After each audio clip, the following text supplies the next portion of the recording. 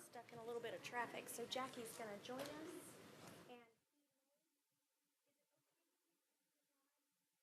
Yep. Would you like for him to stay out? No. Just tell him to come on up whenever he gets here. Okay. Well, And if you don't mind, can we get started while we? we can. Let Kay know that if Frank gets here, he could come on up. Sure. And do you want me to come back up? Yeah, please do. So, continuing right along, we have Tasha Kennard, the director of the Farmers Market. Tasha, the floor is yours. Thank you, Chairman.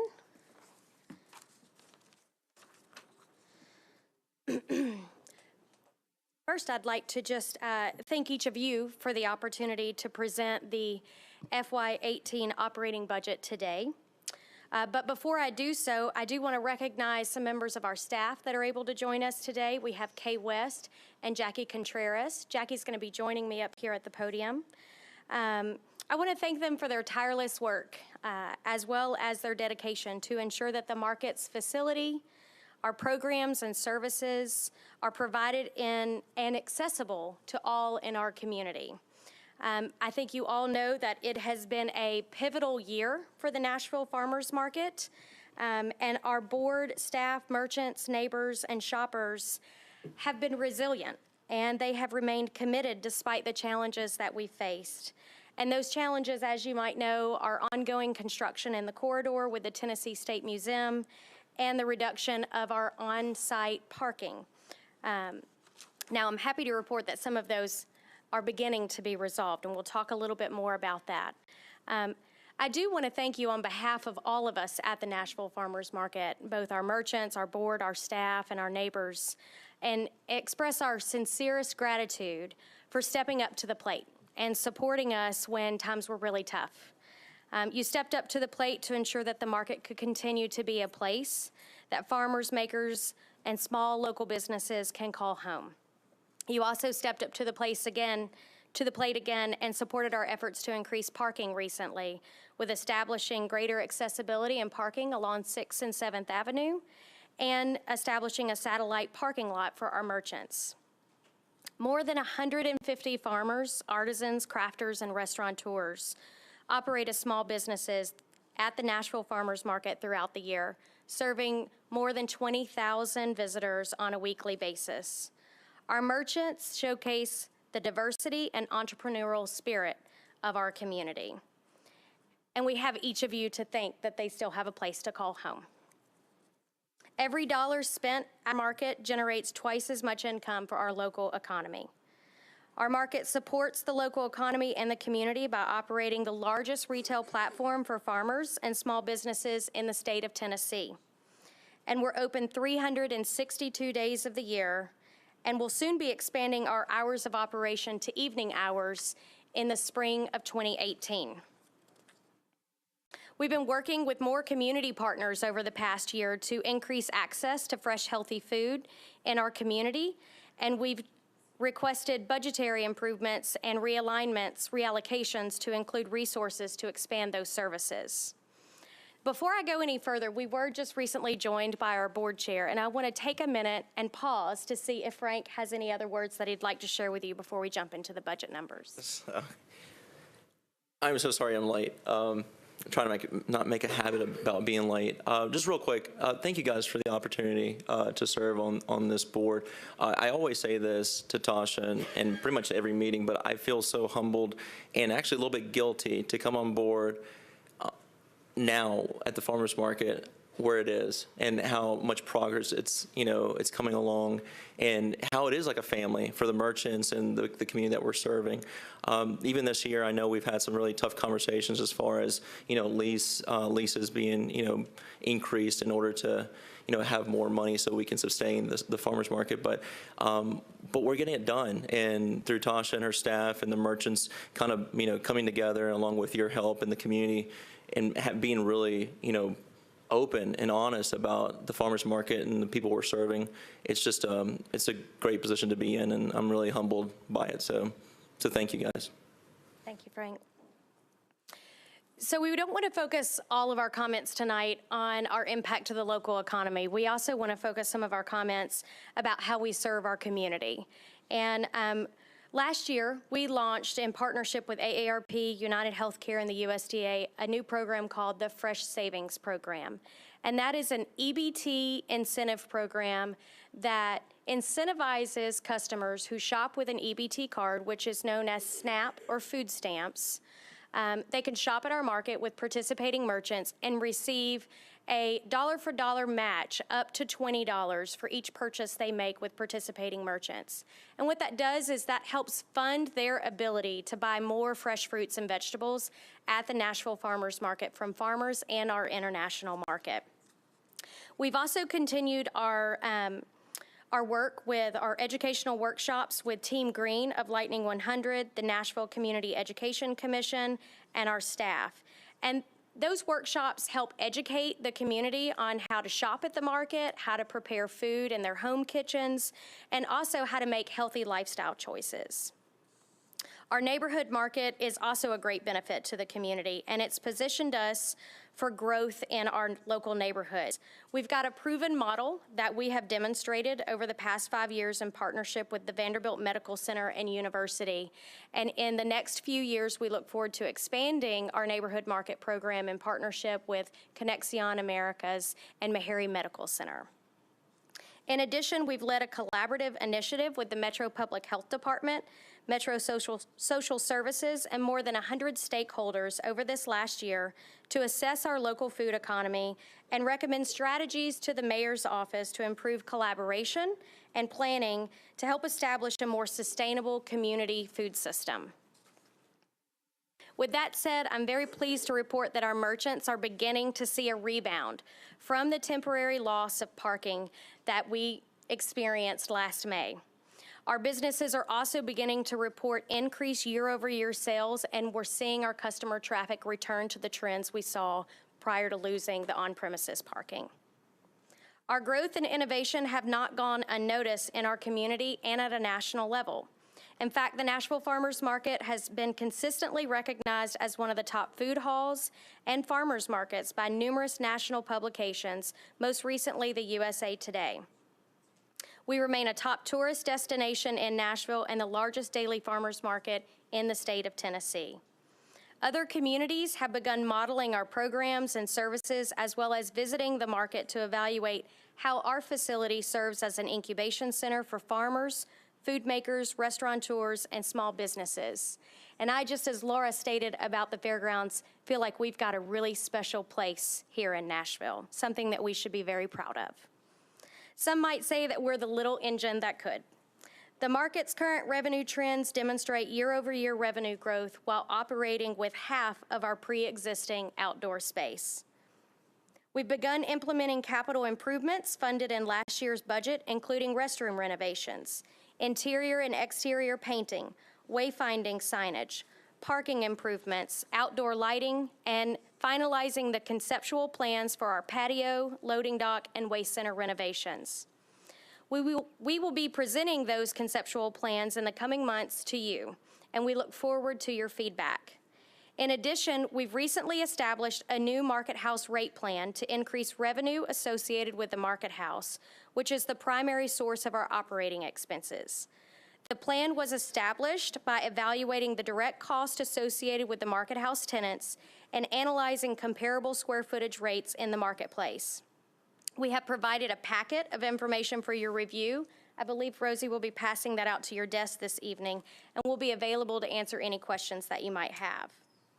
The implementation of the new rate plan over the next 3 years will enable the market to recoup additional revenue to cover expenses that have been subsidized by Metro in the past.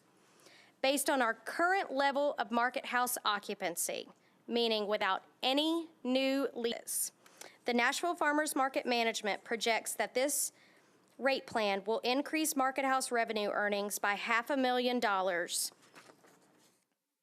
by year 3, which is FY20, okay? Our budget for FY18 continues to demonstrate year-over-year revenue growth. In fact, it's up 30% based on the first year implementation of the new market house rental rate plan. In addition, instead of requesting additional operating increases, we evaluated our existing expenses and budget and reallocated $59,900 to help us fund the expansion of our programs and services, increase community engagement activities, and provide incremental pay increases that are not covered in the general pay plan. As a reminder, the Nashville Farmers Market employees are non-civil service employees and are not covered under the general pay plan improvements. Our budget request did include a $59,000 improvement for one new full-time non-civil service position that would help the market continue to expand the neighborhood market services to at-risk communities. As you'll note in your budget book, the requested funding for this position was not included in the mayor's recommended budget, but it does remain a necessary component for the market to expand our programs to those communities. We are well positioned for continued growth, and we are striving, as Frank mentioned, for financial sustainability in the future. The next 18 months will include completion of our planned renovations to the facility, expansion of our community services, and implementation of new software that we have evaluated that will improve the market's use of technology and enhance our customer service. Your ongoing support, feedback, and candor are critical as we work to improve and increase our services and provide access to healthy food for all in our community. With that said, we're here and available to answer any questions that you may have at this time. Thank you, Director Kennard, and thank you very much for the strawberries. You're welcome. If you haven't been to the break room, I suggest you go.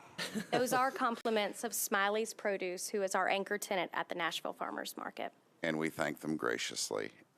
Council Lady Weiner? Got to get used to this new microphone. So, Tasha, thank you so much for being here. We appreciate everybody coming on down. And what good news. What really good news to hear. You should be so proud because this is a far cry from what we had previously. Thank you for the strawberries, and that did not influence what I just said. I do have one question. You've spent roughly $190,000 out of the $3 million in the capital plan. Can you just speak a little bit to the timeline for the rollout of the rest of that implementation? Absolutely, and thank you for your kind words, Council Lady. We have spent a very small portion of what we were appropriated last year that was spent on our restroom renovations, and the continued rollout of the capital plan, which is really wrapped around those conceptual plans that I talked about earlier for our patio, loading dock, and waste center improvements. We'll spend a little over $3 million on those improvements, and that's refacing our existing loading dock as a grand entrance coming from the Tennessee State Museum. What will occur, if you can kind of close your eyes and visualize this, is the Tennessee State Museum will be situated between the Nashville Farmers Market existing loading dock and Jefferson Street.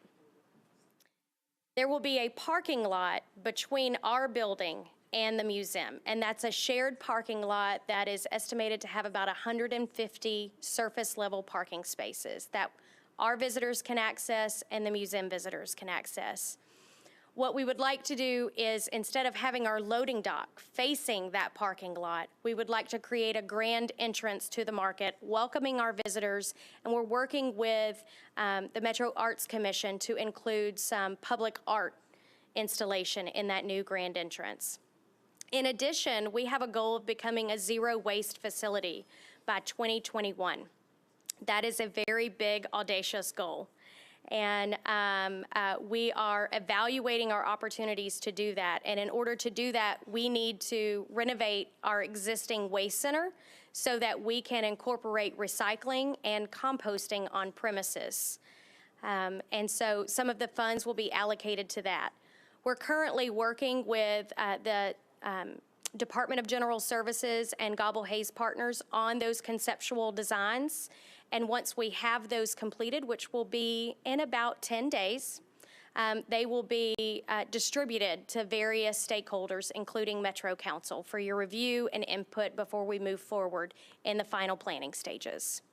That sounds great. I think I had mentioned to you once before about my opportunity to go to the farmers market out in San Diego, and it is something to see. And if we could facilitate something that looked like that, that was as magnetic as that is and draws people from all over, to just have lunch and walk around and leave. It's, and shop. It's a great space to maybe try and pattern after. That's all I had. Thank you. Council Lady Hurt.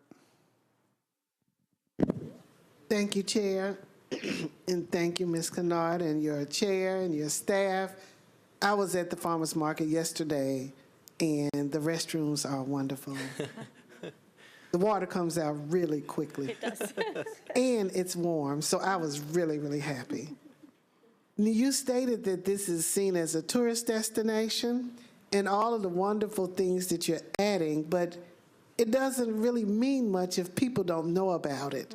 So is there any money, or has there been any money put in the budget to promote what a wonderful facility it is? Because I believe that that's what's been missing for a long time for that entire community. And specifically, people need to know that this is one of Nashville's best kept secrets. And I would really like to see something go towards the promotion of the farmers market. Thank you, Council Lady. We absolutely agree with you. When the mayor and Talia challenged the Metro departments earlier this year to reallocate funds, we took that very seriously. And one of the things that we've done is we've reallocated approximately $20,000 of our existing budget and put that towards what we call community relations. And that is both a marketing, advertising, and community relations fund. So that will help us get the word out. We've also, over the past year, we've had a new marketing coordinator join our staff. And if you have not met Rebecca Boynton yet, you should. She is very, very, very good at what she does. She's increased the size of our email list. She's increased our followers on social media.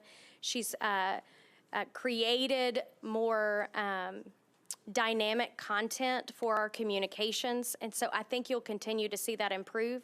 And with the internal reallocation of funds that we can dedicate to marketing and telling our story, hopefully we'll reach new audiences as well. Councilman Mendez. Thank you. Thanks, Ms. Kennard and your staff and your board. I want to repeat what a couple people have said. Thank you for all the efforts. The work you guys have been doing for the last few years is really paying off. It's been a good budget year, and I think the revised, updated, balanced rate plan is really showing how wise it was. I wanted to ask specifically about two things. One, I know there's an ongoing effort to redistribute parking. Is that process at its final resting place? Do you know enough about how it's going what's the report on that? So a couple of things have occurred over the last year. On premises, we have reallocated some existing parking for our customers, for loading and unloading, to try to make it easier for them that are purchasing large amounts, bushels of tomatoes or case lots of product. They were complaining that it was very difficult for them to shop at the market and get their products to their vehicle. So we've reallocated some existing parking for customer loading and unloading. That's been received very well. The next big piece is the rezoning, if you will, of 6th and 7th Avenue. That's a permanent change. So what we've done, in case you haven't been to that area recently, because this just took place at the end of April and was open to the public for use right after the Country Music Marathon. We restriped 6th and 7th Avenue and added 45-degree parking. There was about 40 usable spaces. Now there are 120 usable spaces on 6th and 7th Avenue. That's a long-term fix. We'll be adding some additional signage to those streets, as well as some speed bumps to control or slow traffic a bit, because after we turn them one way, the only negative feedback we've gotten is that people are speeding because it's one way. And as drivers, we all have a mindset of going a little faster when we're the only ones on the road. So we want to make sure that it's both traffic calming and added parking. Now, the merchant parking lot is a temporary lot, and it is approximately 76 parking spaces that's located off of Fifth Avenue and Joe Gillum Way. That is state-owned land, and should the state determine that they're ready to develop that land, that we will lose that lot. What we're hopeful is that we'll be able to maintain that lot at least through the existing lease, which is through November of 2017. And if we should lose that lot because they are looking to redevelop that area, we would look for additional options to work with the state on existing state land to reallocate that parking. And then a follow-up on the parking. For once the museum is built in that lot in between with 150 spots, I sort of have this vision of you all swamping out museum customers. And is the state going to be able to change its mind and kick you all out of there if you use too many other spots? We will be meeting with the new executive director of the Tennessee State Museum next week to talk about collaboration and how our two entities will operate side by side. I'm very hopeful that we'll establish a very positive working relationship with them and that we'll be able to manage those expectations. All right, that sounds like a maybe. I'll move on to my other question. So I know you've got a lot of capital improvements left to go. The air conditioning and the melting of ice cream, how is that going right now? Not well. Very candidly, we requested an additional $3.6 million this year in the capital spending plan. It was not included. So our board just met this morning and was having some difficult conversations about how we proceed forward with the improvements that are necessary to our HVAC. We've had the HVAC and facility evaluated twice. It was done by the Department of General Services several years ago, and it was most recently done by our current management. We have proposals that range from $800,000 to $1 million to overhaul our very dated, inefficient HVAC system. And the funds for that proposal were not granted in the capital spending plan. So we're going to have to reevaluate what we do unless there is an amendment to that capital spending plan by Metro Council. And just as far as the sequencing of the capital improvements you've already got underway, is it reasonable to do the HVAC before you do the rest of it, or do they need to happen together? They need to happen together because the equipment has to be screened with the renovation of the waste center and the loading dock. All right, thank you. Council Lady Allen.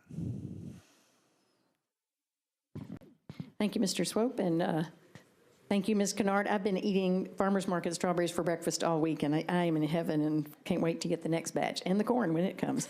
I'm thrilled with what y'all have done. I appreciate the hard work that you've done over these years to make things sustainable and local, which is really great. I'm excited to hear about your zero waste goal and would love to support that any way I can. Are y'all working with the compost company or one of the existing groups so they'll take it away and bring back maybe stuff for your farmers to buy at the farmers market? Is that the plan?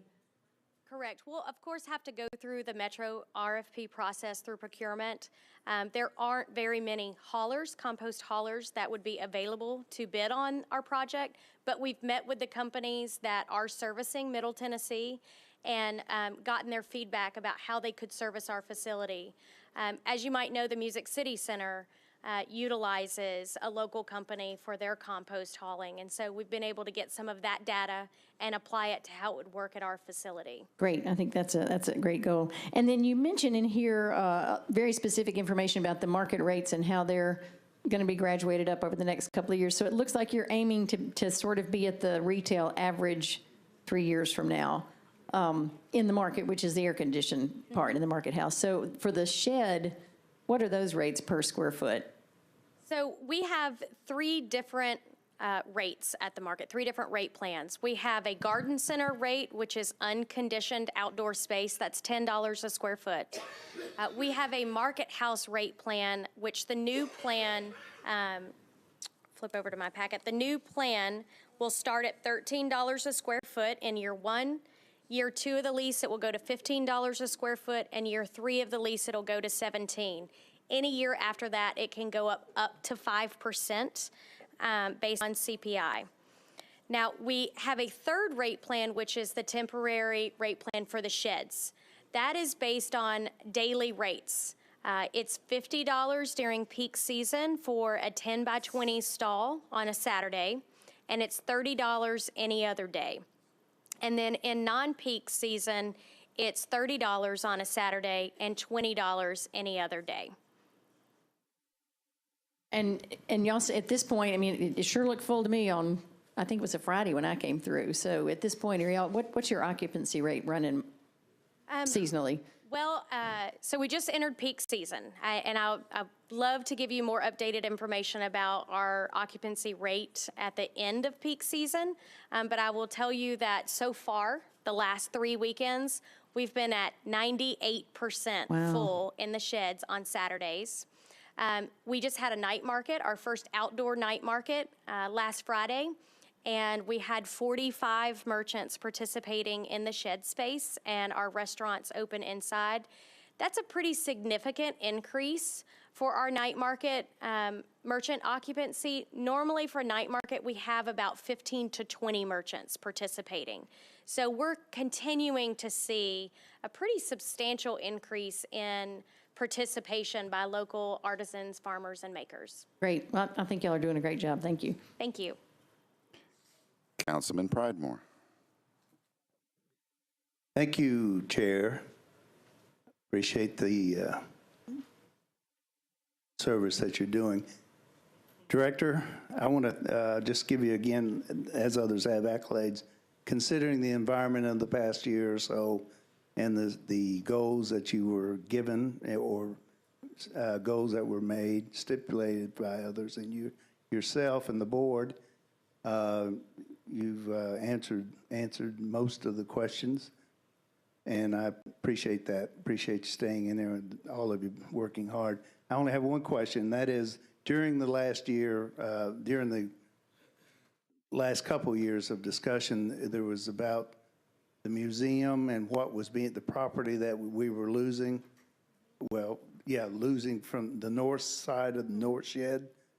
And there were some discussions of maybe using part of that to, I guess, have like a eating area pavilion that would be utilized by not only the museum, but also the farmers market. Is that still on the plan, or is the north shed still planning on being no longer utilized by the market? So when we had our lease amendment, they took approximately 4.7 acres of pre-existing farmers market property or leased property.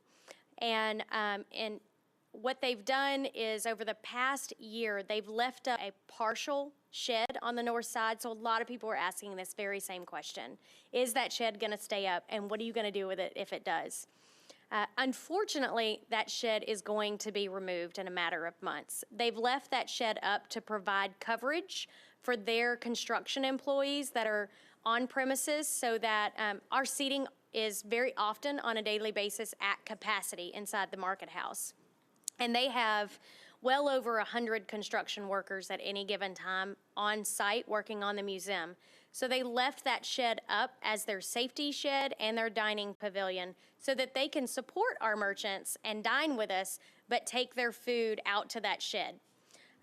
When that comes down, they will begin putting in the paving for that surface lot. And there will be a water feature that kind of connects the museum and that lot and the market. So no, there will not be a shared dining pavilion where it currently exists. Okay. I know there was preliminary ideas about that during the process, somehow utilizing some of jointly utilizing the space, so it sounds like that's not going to, no joint enterprise at this point. There's a joint parking lot, Yeah, okay. which we're very excited about as Good. well. Everyone's excited about parking. Thank you. Thank you. Congratulations again. Thank you. And seeing no one else in the queue, thank you very much, Director Kennard. Thank you so much. Do we have Mr. Durbin in the room?